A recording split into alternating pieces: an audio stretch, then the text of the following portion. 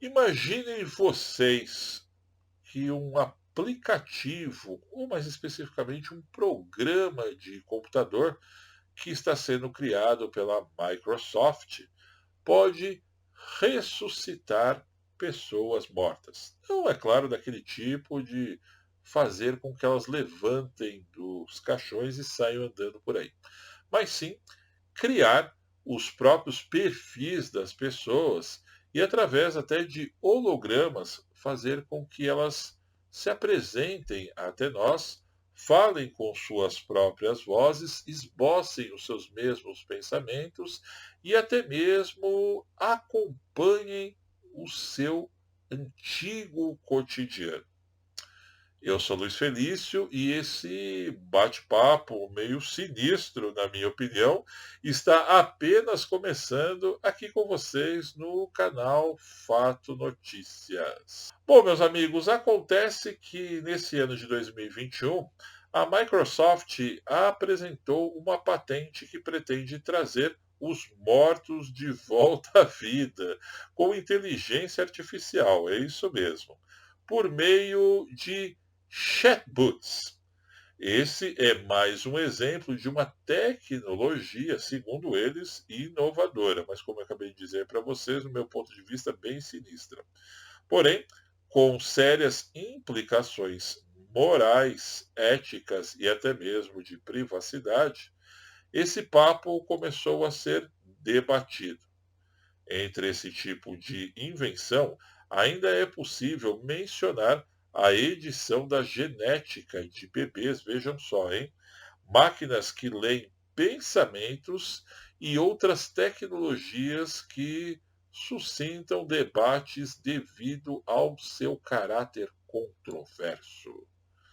Contudo, algumas já estão em uso, ou no mínimo em desenvolvimento avançado de testes, e podem, segundo a Microsoft, revolucionar a sociedade e as formas como nós interagimos com o mundo nos próximos anos. E esse programa, ou seja, o chatbot, é capaz de reproduzir a personalidade de alguém que já partiu para outra, como uma forma de trazer de volta à vida. Por exemplo, um chatbot, na verdade, é um robô de conversação, onde é muito comum na internet trabalhar em serviços de atendimento ao cliente. É mais ou menos como aquelas gravaçõezinhas, né? Que quando a gente liga para um call center, vai dando aquelas opções, né? Para tal Disque 1, para tal Disque 2, muito obrigado por você ter fornecido seu CPF, etc. e tal.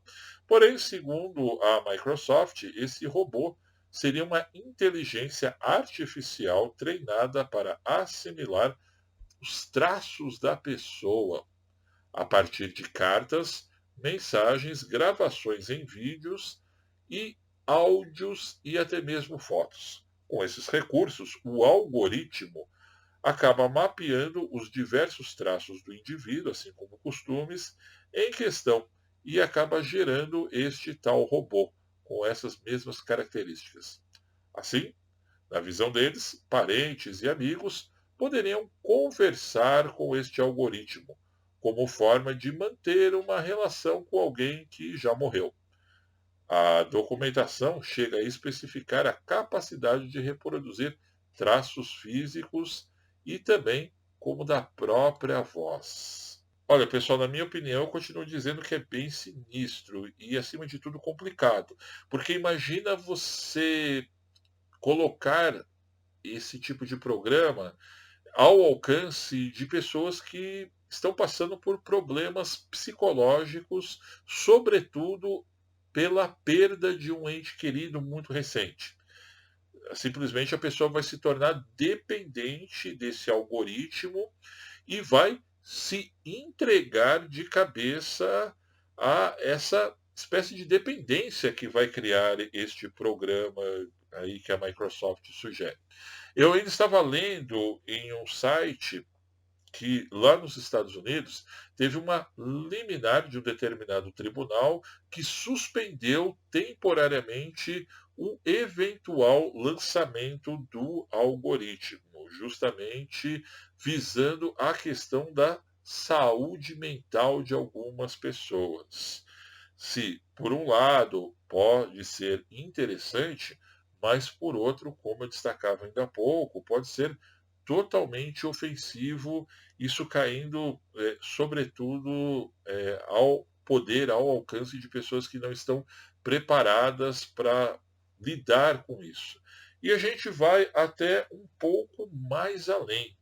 Você imagina, por exemplo, isso começando, claro, ao alcance de famílias, mas, de repente, lá na frente, alguém querer aperfeiçoar isso e estudar a inteligência de grandes vilões da humanidade. Imagina, através de um programa semelhante como esse, aperfeiçoado daqui 3, 4 anos, alguém, por exemplo, adepto ao nazismo, querer ressuscitar a mente sombria de Adolf Hitler. Mas, por outro lado, também tem um lado benéfico. De repente, alguém pode querer ressuscitar Albert Einstein ou o próprio Nikola Tesla para eventuais estudos, né? Então tem o lado perigoso e também esse outro lado que passa a ser muito interessante. Mas eu acredito que isso é apenas uma pontinha do iceberg do que deve vir por aí nos próximos 10 anos. Mas é bom nós ficarmos de antena ligada, pois se hoje uma pessoa é extremamente necessitada de ter um celular na mão, não sai daquilo no melhor efeito Black Mirror, imagina, então, ela poder ter um ente que já partiu 24 horas do lado dela, dentro de um celular ou até mesmo na tela de um notebook, computador, seja lá como vocês preferirem. E é claro, conforme eu for tendo mais informações a respeito desse projeto, eu irei trazendo em forma de notícias aqui para vocês neste canal.